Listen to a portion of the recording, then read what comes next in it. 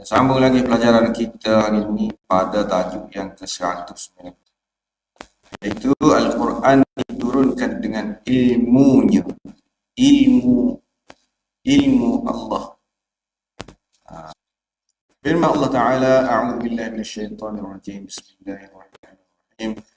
Lakinillahu yashhadu bima anzala ilayka anzalahu bi'ilmihi wal malaikatu yashhaduna wa kafa billahi syahida.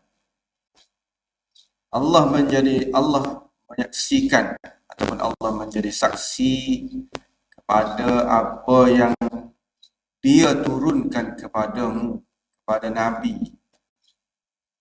Apa yang dia turunkan kepada Nabi, iaitu Quran. Allah menjadi saksi. Anzalahu bi'ilmi, dia menurunkan Al-Quran itu bi'ilmi, dengan ilmunya. Wal malaikatu yashhadun, begitu juga malaikat pun juga menjadi saksi. Wa kafa billahi syahida, cukuplah Allah sebagai saksi. Okey, jadi dalam ayat ni orang-orang kafir ni dia tidak mahu mengakui, dia tak seiktiraf Quran yang diturunkan kepada Nabi itu. Dia tak seiktiraf, dia tak seakui Quran yang diturunkan kepada Nabi. Tetapi Allah ni menjadi saksi kebenaran Al-Quran yang diturunkan. Lepas tu malaikat juga menjadi saksi, cukuplah Allah sebagai saksi bahawa Quran ni betul. Quran ni yolos ngoti diturunkan kepada Nabi, bukan kata salah orang. Iblis salah waktu dah pergi ke orang lain, sebenarnya nak pergi ke orang lain. Jadi diterbui kepada Nabi. Jadi tidak gitu betul waktu tu. Allah sendiri dah menjadi saksi bahawa Quran ni turun kepada Nabi. Okey, soalan dia, kenapa tidak dikatakan Allah ni menurunkan Al-Quran dengan kekuasaannya? Apa dia kata waktu turun dengan ilmu dia? Kekuasaan dia ni maksud dia nya kudrah dia. Kudrah Allah Ta'ala. Kenapa kita tidak kata gitu? Kerana buat turun ni dia kena ada kemampuan lah. Untuk nak turun, nak naik. Sebab ni benda-benda ni kita panggil perbuatan kan. Waktu turun ni dia termasuk di dalam perbuatan. Jadi dia kena ada kuasa untuk nak buat perbuatan tu. Kalau perbuatan apa ni kita kata kita, kuasa yang apa ni cukup untuk kita nak buat ada gapo-gapo. Kalau tidak perlu, kalau tak cukup seorang, tenaga kena 2 orang, kena 10 orang dan sebagainya, okey. Dia nyabik ke dia tu, dia nyabik dengan tenaga tu. Nyabik dengan kekuatan. Apa dia kata waktu turun dengan ilmu? Anzalahu bi'ilmi. Dari Quran tu dah. Ataupun kalau boleh nak kata juga ada dengan ilmu dan kuasa dia. Paling-paling pun, tapi kuasa tu kena ada. Kerana Allah ni dia tidak buat sesuatu melainkan dengan ilmu dan kudrah dia, dengan kuasa dia. Dia kena ada 2 tu untuk nak buat sesuatu. Lagi kita panggil masyiah, lagi dah. Kehendak. Nak buat sesuatu ni kena ada kehendak. Lepas tu kena ada ilmu. Lagi kena ada kuasa dah. Ada tenaga nak buat. Kalau ada ilmu saja tapi tak ada tenaga nak buat, tak jadi sesuatu benda tu. Kita nak buat ilmu saja, tahu saja dah. Tapi tak boleh nak buat. Jadi kurang-kurang dia kena ada tu kudrat dia tu. Soalan dia, jawapan dia. Jadi ini bukan maksud menurunkan dengan ilmu tu ilmu bagaimana tak ada kudrat itu bukan. Jawapan dia hanya Allah menurunkan Al-Quran yang di dalam Quran tu ada ilmu dia. Gitu. Tu maksud dia anzalahu bi'ilmi. Dia waktu turun dengan ilmu dia tidak. Waktu turun Quran dalam Quran tu ada ilmu dia. Ilmu apa dalam Quran itu ilmu-ilmu tu ilmu tu Sebab tu ilmu Allah ni dia apa ni kita kata relevan dah.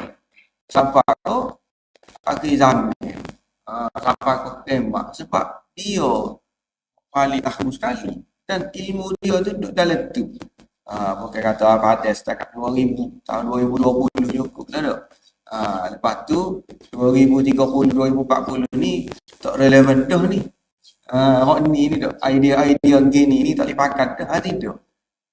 Sebab ilmu dia, ilmu Allah tu dalam Quran. Jadi sesuai semua pada setiap masa. Lepas tu anzalahu bi'ilmih juga. Al-Quran ni waktu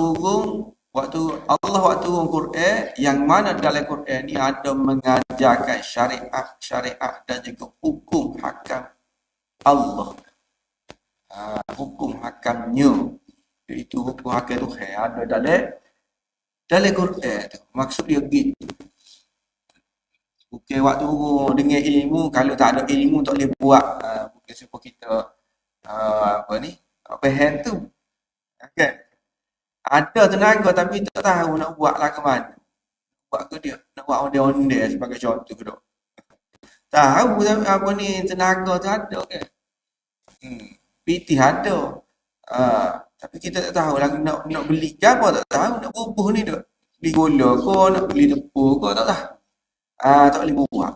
Bukan maksud ilmu gitu. Maksud dia gini, mengajar dalam Quran ni ada hukum hakam Allah. Yang mana itu semua melalui ilmu dia lah tu, ilmu Allah tu. Berapa kena 100 kali. Sebab sebagai contoh pada hukum hakam dah. Berapa tidak 99. Berapa tidak 80 kau. Berapa tidak kira orang ni dia gagah.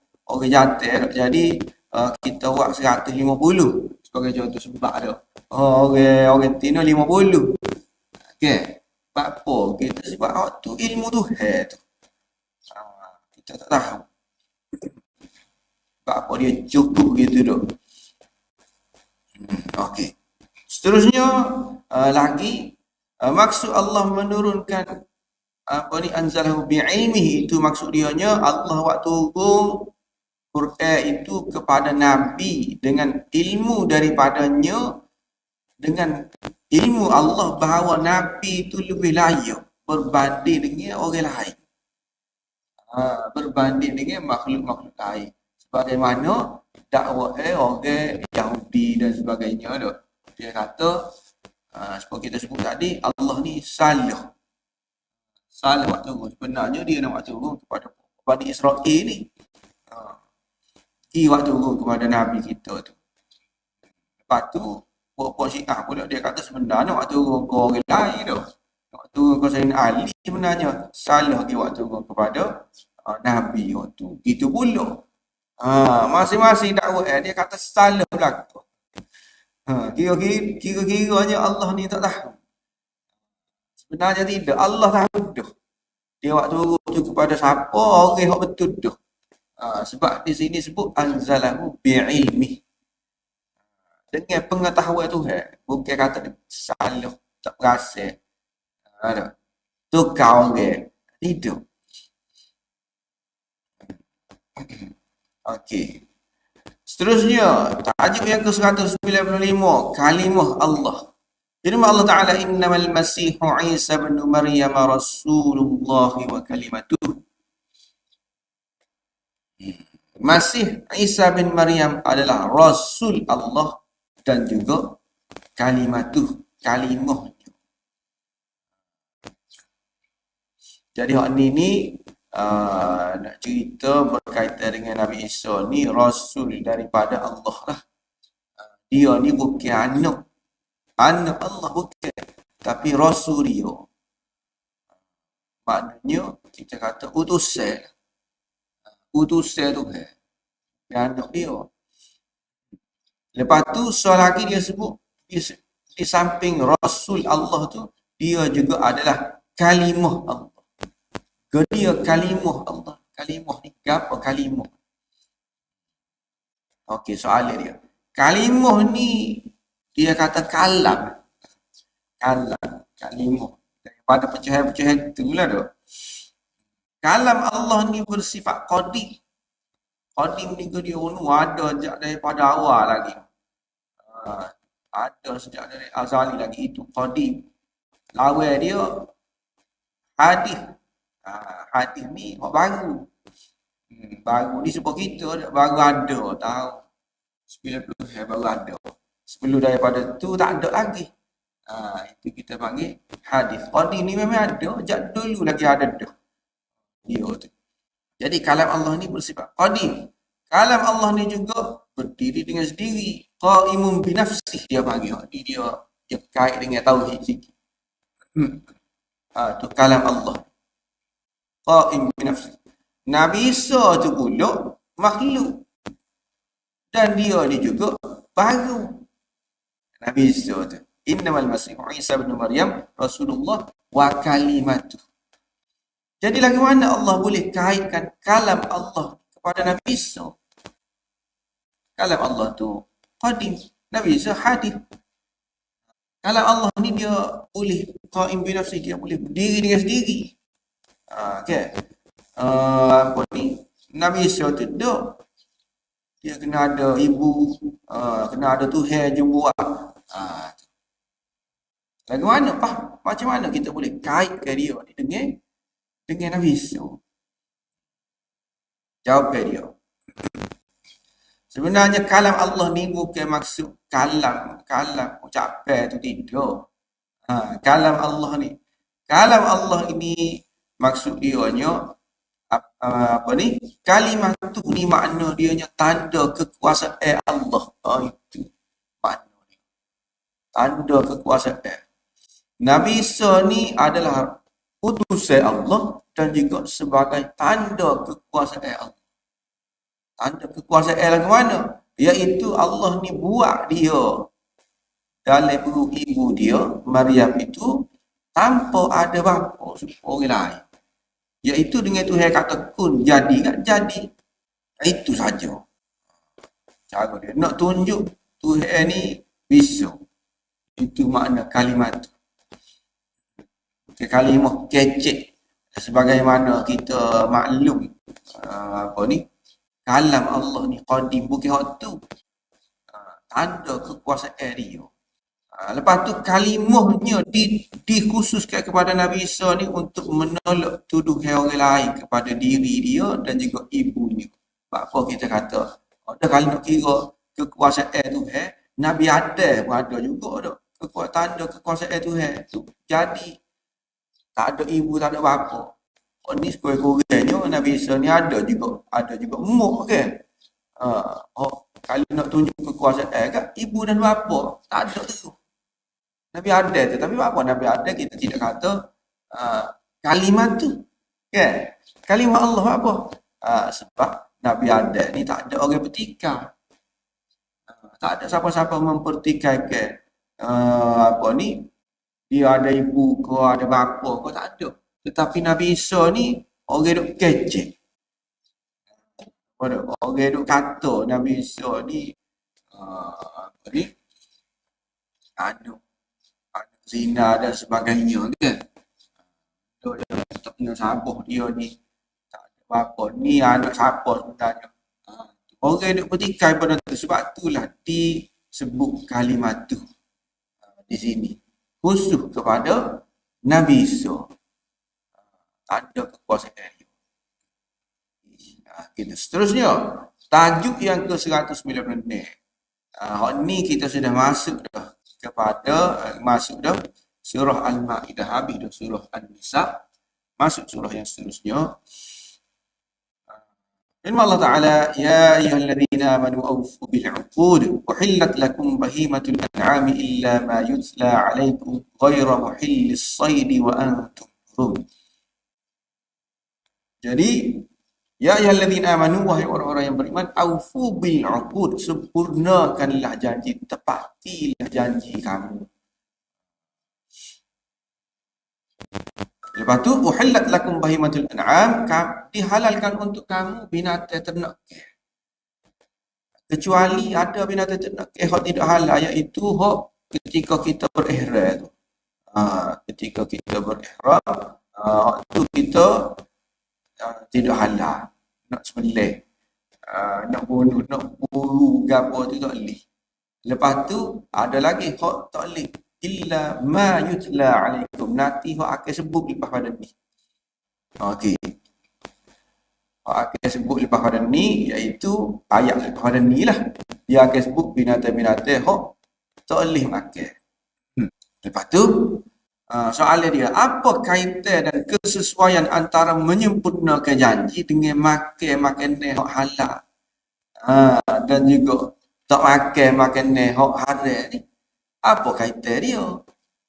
Mula-mula Ustaz, sempurnakanlah janji. Wahai orang yang beriman, sempurnakan janji. Pegang dengan janji. Lepas pada tu tiba-tiba nak kecek pasal binatang tu nak boleh makan. Apa ni? Darah. Ke boleh lagi. Dan sebagainya. Hak tu tak boleh makan. Okay. Binatang yang disembelih untuk apa ni? Berhala. Binatang hak patah tekuk. Ada sebut tu. Binatang hak kena tanduk dan sebagainya. Wal munkhaniqatu wal mawqudatu wal mutaraddiyatu wan natihatu dan sebagainya. Binatang hak dia lagi cekik, ada hak jatuh daripada tempat tinggi. Hak tu tak boleh makan, dia kata. Apa tiba-tiba dia kecek pasal binatang-binatang halal hak haram pula. Mula-mula Ustaz suruh berpegang teguh dengan janji. Okay. Jadi macam dia kata tak ada kaitan lah ni tu. Cara berlain tiba-tiba masuk bab lain pula dah.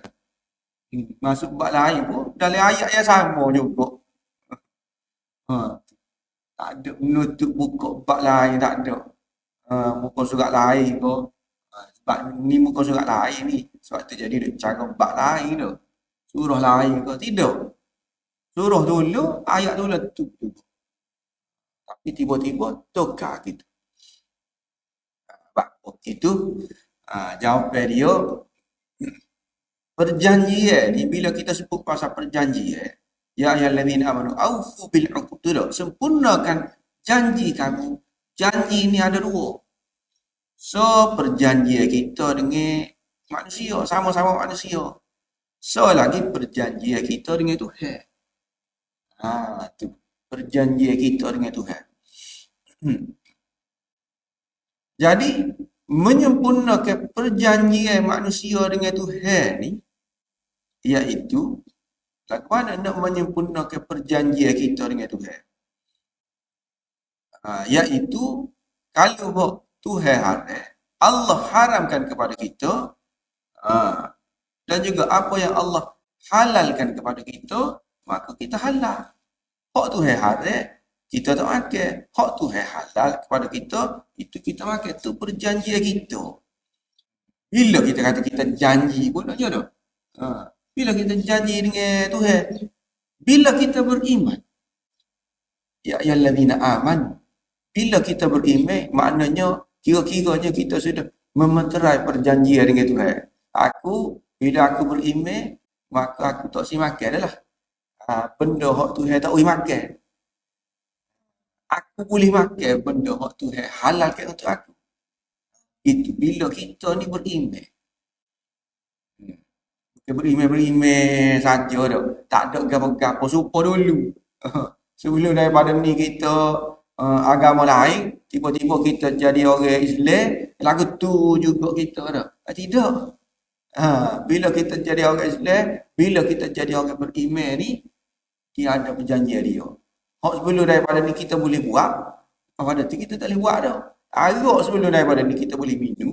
Dah. Bila kita jadi orang beriman, tak boleh minum dah. Itu perjanjian kita tu. perjanjian kita dengan siapa? Dengan Tuhan.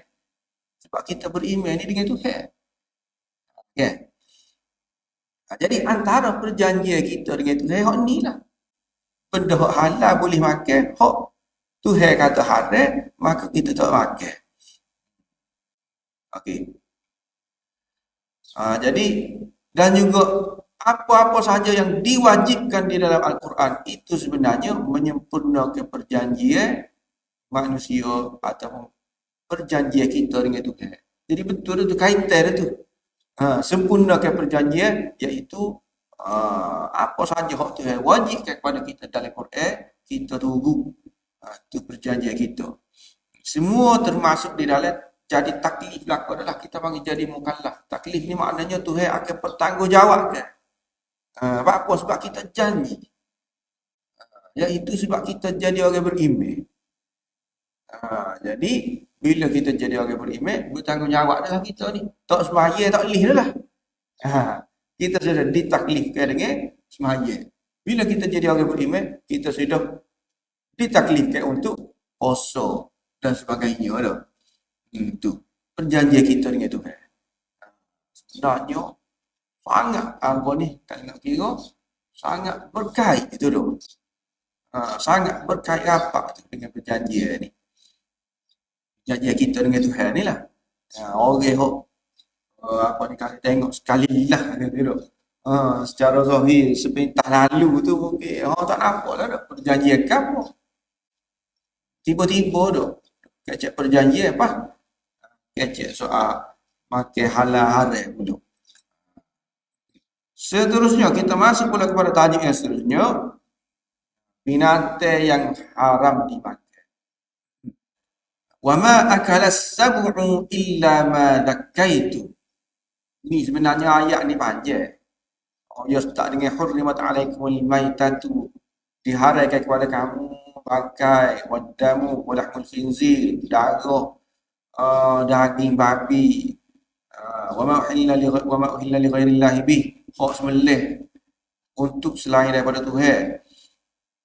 Wal munkhaniqatu, hak tercekik, wal mawqudhah, yang apa dia adalah antara pak tu dia hak cekik, wal munkhaniqatu wal mawqudhatu wal mutaraddiyatu wan natihatu, hak tercekik, hak kena pukul, tu. Wal mawqudhah ni hak kena pukul, wal mutaraddiyah. Mutaraddiyah ni jatuh di tempat tinggi binatang. Wal mutaraddiyah hak jatuh daripada tempat tinggi. Wan natihah, natihah ni maknanya binatang hak kena tandu. Lepas tu barulah ia sama dengan hak ni. Hak ni binatang-binatang hak haram kita makan belakang, iaitu binatang yang dimakan oleh as-sabu'. As-sabu' ni maknanya binatang liar ataupun binatang buah. Kecuali apa yang kamu sembelih, illa ma dhakkaitum. Binatang tu kekeh tak ada mampu dah. Dia kekeh di kaki sebagai contoh dah. Kita pun nampak lembu kita ni. Kalau aku tak sembelih ni dah. Kita pun sembelih. Dia pun mampu kerana kita sembelih. Hak tu halal lah. Tapi kalau mampu kena kekeh berima kau, maka tidak halal. Ayah kena kekeh bewok dah. Mampulah dia kena kekeh bewok tu, maka haram lah. Kita makan. Kena kekeh tak mampu lagi dah. Jalan lagi kecah-kecah kita pun sembelih. Boleh makan. Okay. Soalan dia, tidak disebut binatang apa yang dimakan oleh binatang buah tu. Awak kena kekeh ke binatang buah tu binatang apa? Itu dia ada. Diharamkan untuk kamu juga tak boleh makan benda yang dikekeh oleh binatang buah. Dia binatang apa? Lembu ke? Lembu yang dikekeh oleh binatang buah. Dia tak ada royak. Lembu ke, kambing ke, ayam ke. Tidak disebut binatang apa yang dimakan oleh binatang buah tu. Kita dah sembelih tu dah. Malah ke mana nak haram je. Muka kita tak tahu pun binatang apa. Dia tak ada sebut. Itu mungkin dia binatang yang dikekeh oleh binatang buah. Lembu tak tahu. Yalah, ada lembu dah. Tuhan tak sebut lembu. Lembu yang dikekang oleh binatang buah. Kambing yang dikekang oleh binatang buah kau. Tak ada sebut. Jadi kita boleh makan lah. Sebab kita tak tahu benar cakap. Lepas ada tu tidak sumpah rasa tak sebut. Binatang kau dia tak dikekang oleh rimau tu sebagai contoh. Kalau sebelum ni jelas sebut. Walahmul khinzir, daging babi dan sebagainya. Jelas babi harat. Oh tak apalah babi tu. Jawab dia. Binatang hok harat tu, hok kita tak boleh makan tu. Ada. Yang diharamkan ialah binatang hok asalnya halal makan. Hok tu binatang hok halal makan. Siapa binatang hok halal makan? Sebut dah dalam ayat 1. Siapa tu sebut dalam ayat 1 kita baca tadi. Aufu bil uqud uhillat lakum bahimatul an'am. Ayat 1. Dihalalkan untuk kamu binatang ternak ke. Asal kau binatang ternak ke, ikutlah. Lembu kau, kambing kau. Tak ada sebut ni. Sebut dah mula-mula tadi. Asal dia hanya halal. Lepas tu, bila kena kekeh tu, oleh binatang buah dan mati kerana kena kekeh tu, maka binatang tu jadi haram. Jadi haram setelah kena kekeh tadi tu. Yang mana sebelum daripada tu, uhillat lakum bahimatul an'am. Dihalalkan untuk kamu binatang ternak. Di sinilah juga banyak hukum dok tubik sini ni dok. Tubik di bahimatul an'am.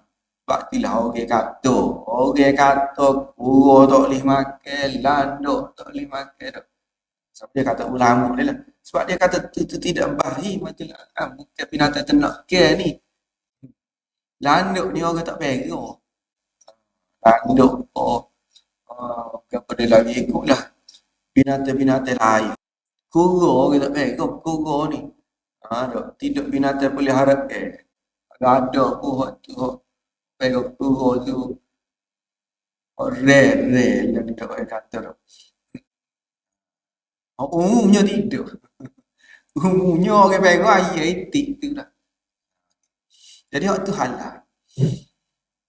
Kecuali setelah digigit itu kita sembelih, kita sempat untuk sembelih dan binatang itu mati kerana kita sembelih, bukan kerana digigit oleh mati kerana digigit oleh binatang buah tadi. Bila kita sembelih maka halal lah mati. Dia kata tak sebut tu, kita tak sebut, kita tak tahu binatang apa hak haram tu, tak sebenarnya sudah sebut dah. Yang haram itu adalah binatang yang asal dia halal. Apa dia binatang yang halal kita makan? Iaitu yang disebut pada ayat pertama tadi. Dia kena kait-kait gitulah. Oleh kata nak kena sebut, stopok situ belakang tu. Jelas situ belakang. Tidak, sebab Quran ni dia ada tempat yang tidak jelas, ada tempat yang jelas. Yang tempat tidak jelas jelas dijelaskan oleh ayat yang lain pula. Waktu lah kita panggil tafsir Quran dengan Quran tu dah. Dia jelaskan oleh ayat lain. Nak tengok sesuatu ayat kata tak jelas, tak jelas lalu Quran ni. Tak boleh gitu. Panggil tak kena kaedah. Benda ni kita kena belajar suku lah senang kan. Quran dengan Quran, tafsir Quran dengan Quran ni kita kena belajar suku. Kalau tidak, jadi lagu ni lah. Jadi kita guna dia secara umum gitu. Bila kita tak faham jadi Quran dah, maka timbullah pelbagai keraguan, pelbagai syubhat dalam Quran. Berkaitan dengan Quran itu. Sebab kita sendiri tak faham. Jadi rasanya setakat itulah dulu kita untuk kali ini. Wallahu a'lam. Wa akhiru da'wana alhamdulillahi rabbil alamin. Subhanakallahumma wa bihamdika asyhadu an la ilaha illa anta astaghfiruka wa atubu ilaik. Sallallahu ala sayyidina Muhammad